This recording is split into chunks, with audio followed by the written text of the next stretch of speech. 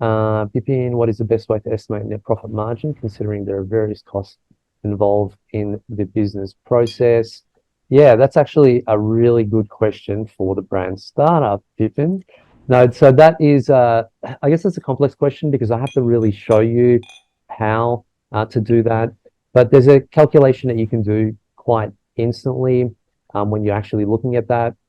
So one of the biggest, and the reason why this answer isn't as clear or isn't as straightforward is because it depends on what you're pricing your product, right? If we start thinking about what's our net profit margin, we have to know what we're pricing it at. And the thing is, the way that I'm going to teach you how to build your products, you're not going to be pricing it at anyone else's price. So all of our products, we sell double to what the competition is selling, right? We always sell them for double. One of our baby products, our competitors are selling for $12 or $13, and we're selling in Australia for $45. And there's people buying them in the US from Australia to ship out, and they're paying another paying $30 for shipping. So that, just for this particular product because of the way that we've actually done that. So I think for me, in terms of working that out, you'll find that most products are actually profitable. They almost always are.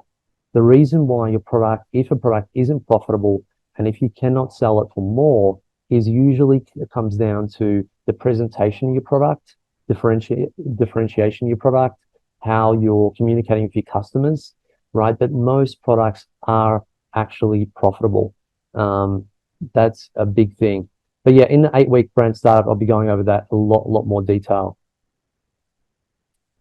And remember, like my strategy is also, just so you guys know too, my strategy is not to service 100% of the Amazon market or the 100% of the baby market that I'm in. My actual goal is to service 20% of that market.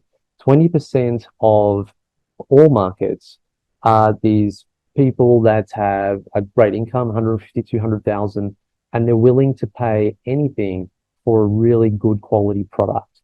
Where a lot of people, when they sell on Amazon, they're trying to compete with the top competitors who are selling their products for peanuts and trying to do mass sales.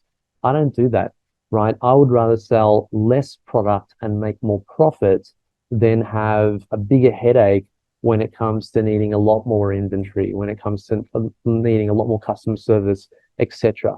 Right? So I prefer to sell less, make a lot more. I mean, one of our competitors I shouldn't even call them our competitors actually. In the USA, they're doing 1,000 units a month, and they're only making like $1 or $2 per unit. We only need to sell like 30 or 40, not even 20 of them, and we make the same.